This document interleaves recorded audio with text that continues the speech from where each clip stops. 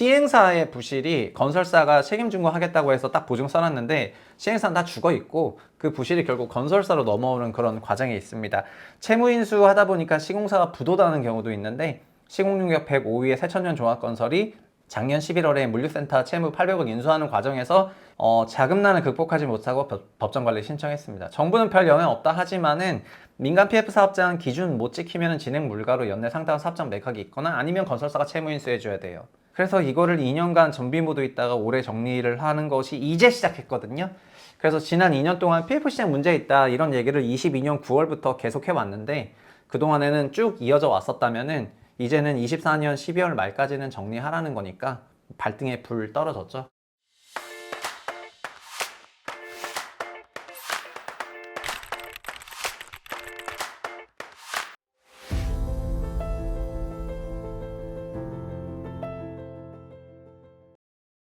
안녕하세요.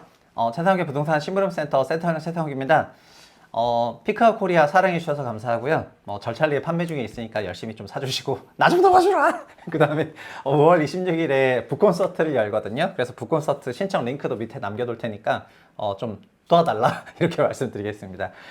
이 오늘 주제는 일단은 PF가 문제인데요. PF는 정말 지난 2년 동안 지긋지긋하게 들었지 않습니까? 근데 오늘 어쨌든 PF를 완전히 그냥 끝내도록 하겠습니다. 그래서 이거에 대해서 대책도 나왔고 대책이 너무 방대하고 보도자료도 많아가지고 그리고 너무 베일에 쌓여 있거든요.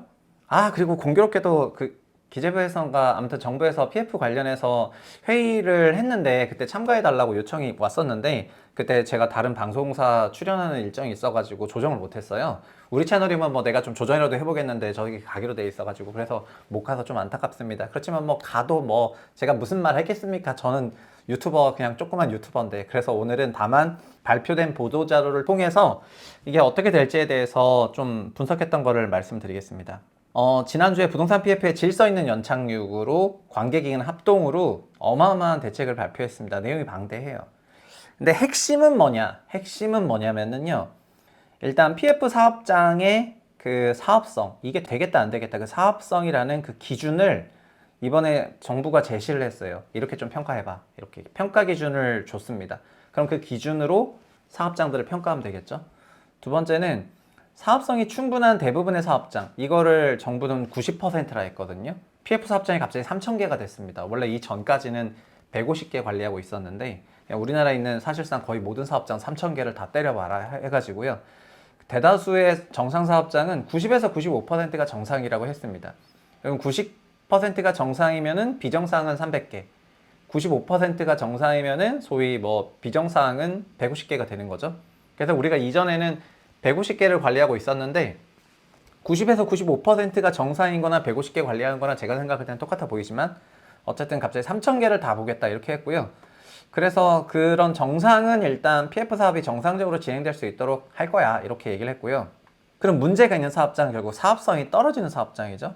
5에서 10%, 150에서 300개 사업장 요놈들이 문제가 되는 건데요. 이런 거는 시행사, 시공사, 금융회사 등 PF 시장 참여자가 스스로, 이게 중요합니다. 스스로 재구조화, 다시 짜든가 PF를 돈 빌려주는 사람 다시 다 새로 바꿔서 짜든가 정리해라. 결국 경공매 하라는 거거든요. 이거를 할 수 있도록 갑자기 언제까지? 이거 연내에. 올해 안에 갑자기 3,000개 사업 다 정리한 다음에 기준 때려가지고 이상하면은 재구조화하거나 정리해라. 근데 그렇게 하면 부담이 되잖아요. 그러니까 약간 자금 지원이랑 인센티브를 주겠다. 그러니까 내가 안 하겠고 스스로 해. 이렇게 얘기한 겁니다. 그래서 시행사, 시공사, 금융회사는 갑자기 발등에 불 떨어졌죠. 갑자기 하라고요? 막 이러면서. 그래서 부동산 PF 연착륙 과정에서 금융시장, 건설사, 금융회사 등에 대한 안정성 이런 거 하게 되면은 불안정해질 수 있으니까 안정성 확보 노력도 차질 없이 추진하겠다. 이렇게 발표가 나왔습니다. 그래서 제가 이걸 딱 읽으면서 이제부터 갑자기 혼자 해야 된단 말이지. 그래서 스스로 학습을 해야 되는 그런 상황이 됐습니다.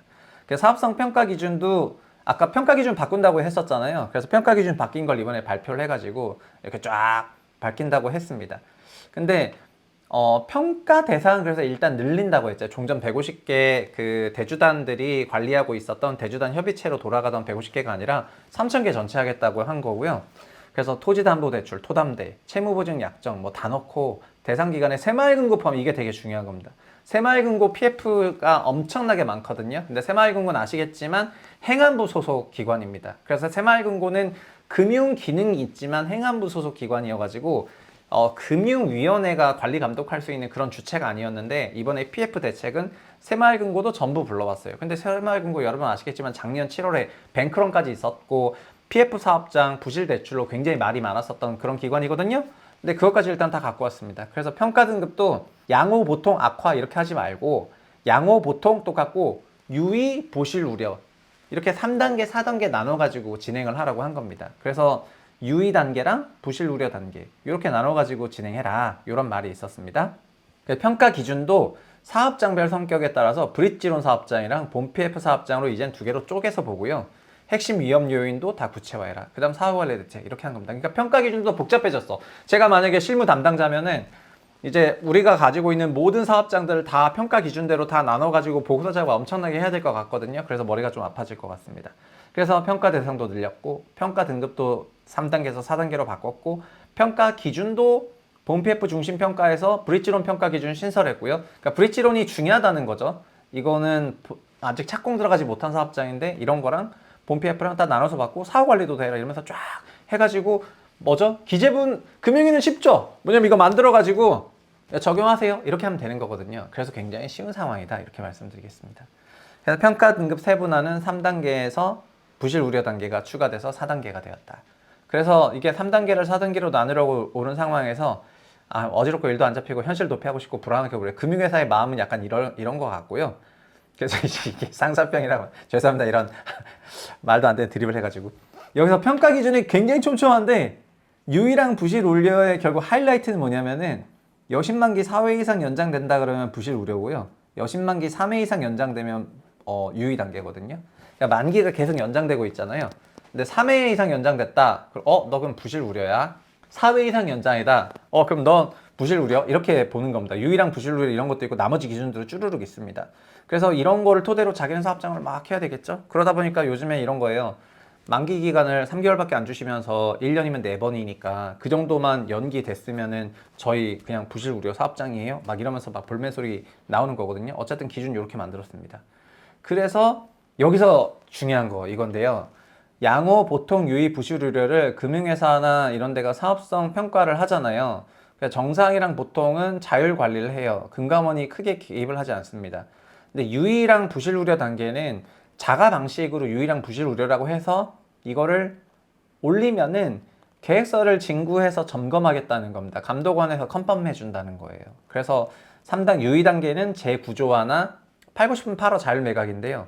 부실 우려 사업장은 무조건 경공매를 통해서 해야 된다 이런 얘기입니다. 언제까지? 올해 말까지. 그러니까 150개 문제 현장에 발등에 불 떨어진 거죠.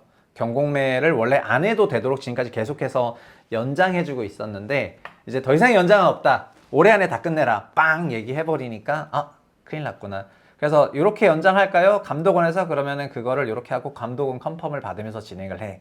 이렇게 얘기하니까 제가 금융기관 담당자면은 진짜 하여튼 스트레스 엄청나게 받을 것 같긴 하지만 이렇게 됐고 그리고 마침내 어쨌든 타임라인이 정해진 겁니다. 원래는 계속해서 이어지고 있었거든요.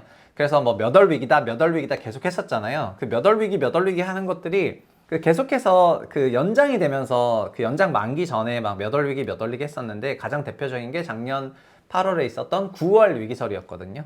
9월 위기설에서 다시 9개월 연장하면 올해 6월 말이 되잖아요. 그래서 6월 말까지는 문제가 없는 상태로 쭉 가고 있었다가 총선 전에 4월 위기설 나왔고요. 선거 끝나고 나면 터뜨리겠지라고 했는데 이게 4월 위기설이 완전 근거 없는 게 아닌 게 결국 선거 다 끝나고 나니까 올해 말까지 타임라인 박아버린 다음에 연말까지 정리해라 하는 거지 않습니까? 이제 6개월 남은 겁니다. 그러니까는 작년에 뭐 했냐 이런 얘기가 그래서 나오는 거가 되겠죠. 근데 정부에서는 금융회사에 미치는 영향 별로 없다 이렇게 얘기했습니다. 전반적인 금융 시스템은 개선된 평가 기준을 적용해도 안정적이다. 건설사도 영향이 없다. 건설사에 미치는 영향은 실제 건설사의 채무 인수 가능성도 제한적이다. 그러면 금융회사도 문제였고 건설사도 문제 없는데 지금까지 왜 안 한 거야? 그죠? 왜 2년이나 PF 정리를 안 하고 끈 거예요? 건설사도 문제였고 금융회사도 문제가 없는데 그러니까 작년 말까지 정리해라고 해도 됐을 거를 그거를 굳이 지금까지 계속 끌다가 갑자기 올해 말까지 정리하라고 하는 이유가 뭐냐는 거죠. 그래서 올해 말까지 정리를 좀 무조건 할 수 있도록 신규 자금 공급할 때 정상 분류 허용하겠다. 신규 자금 공급할 때 사업성 평가 기준을 완화하겠다. 그러니까 사업성 평가는 안 좋지만 신규 자금을 거기 넣게 되면은 사업성 평가 기준 완화 적용해 주겠다. PF 대출에 대한 유가증권 보유 한도도 늘려주겠다. 그 다음 PF 대출 더 해라 이런 거죠. 재구조할 때. 재구조와 대출에 대한 공동대출 취급 기준도 완화해 주겠다. 그러니까 전반적으로는 민간이 안 할 수가 있으니까 위험자산이라고 생각되는 부분에 커지면 이거를 노출을 완화해 줘서 그냥 평가 기준상 이런 겁니다. 제 키가 170대인데 최상욱이는 180대야 이렇게 기준해버리면은 제 키가 갑자기 180이 됩니까? 그게 아니잖아요. 그래서 실제로는 위험하지만 평가 기준으로는 아니지. 그렇게 하면 좀 문제가 생겨요. 큰 키 이렇게 평가해버리는 거예요. 큰 키. 어쨌든 위험자산이지만 안전자산이라고 평가해 주겠다는 그런 매직을 쓸 예정입니다. 그래서 작년 9월에 있었던 부동산 PF 사업 정상화 추진 방향 막 이런 게 있었고 그때 어떻게 나왔었냐면은 대주단 협약을 하고 있는 게 187개 단지에서 이제 35개는 제외해서 152개 단지를 막 협약 관리 중에 있었거든요. 근데 이번 현장 대책에서는 갑자기 이게 3,000개가 됐어요. 3,000개 중에서 대주단 협약이 없는 게 많았겠죠? 그래서 대주단 협약이 있는 게 문제 단지라고 보면은 문제 사업장의 비중은 5% 정도 되는 거였어요. 그래서 지금 이 5% 정도 되는 거를 계속 대주단 협약을 통해 가지고 만기를 연장시켜주고 있었는데 이제 올해 말까지 더 이상 그런 거 없다. 3단계는 재구조화 하거나 자율 매각이고 4단계는 경공매 강제로 해라. 이렇게 얘기 나오니까 이제 이런 사업, 이런 프로젝트랑 기 발표했던 거랑 다 연결돼서 설명이 되는 거가 되겠습니다. 그래서 금융위는 발표할 때 유일한 부실 우려가 아마도 이제 90에서 95%가 안정적이라면은 5에서 10%니까 150개에서 300개 사업장이 아니냐. 그 중에 아마 3% 정도가 아닐까라고 그냥 개인적 추측을 넣습니다. 한 90개 정도 되는 거죠. 3,000개에서 90개면은 3%지만은 PF 사업 관리해오고 대주단 문제 현장 150개에서 90개면은 그거는 60% 비중이 되는 거거든요. 그래서 60%가 다 문제다 이렇게 얘기하면 진짜 문제처럼 보이니까 전체 3,000개에서 뭐 한 3%만 문제다 해서 별 문제 없다는 식으로 이제 돌아가게 되게 되겠습니다. 그러니까는 이게 수치가 주는 그런 마법 같은 건데 정부의 계산은 민간 총 PF는 230조고 민간 4단계 랭크 올해 안에 팔아라. 23년에 안 한 거 이건 진짜 비판해도 되는 것 같고요. 영향도 적은데 어쨌든 설득력이 굉장히 좀 부족한 PF 처리 과정이었습니다. 특히 작년에 아무것도 안 한 게 굉장한 비판 요인이 되는 거죠. 재작년엔 레고랜드 사태로 금리도 튀고 막 이랬기 때문에 정부의 발언 지금 해버리면 문제가 되니까 일단 살려놓고 간다고 하는 거에 대해서 어느 정도 양해가 됐었는데 작년은 왜 안 하시죠? 하고 있는데 계속해서 아무 이유 없이 그냥 계속 이어져 나가 있었던 거잖아요. 그걸 올해 말까지 하라고 하는 거예요. 그래서 연말까지 발등에 불 떨어졌다. 이게 지금 PF의 핵심이 되겠고요. 지금 건설사들도 슬금슬금 이런 이제 정부 스탠스 변화에 따라 가지고 영향을 받고 있습니다. 기사 보시면은 최근 민간 건설사들이 책임준공이라고 내가 다 지어주기로 했는데 그 지어주기로 한 현장들을 아예 다 못하게 되는 과정에서 아예 채무를 인수해야 되거나 이런 상태가 조금 있습니다. 그래서 5월 14일 나이스 심평에 따르면은 GS건설이 4월 말에 부산 강서구 일반산업단지 비주택 PF죠.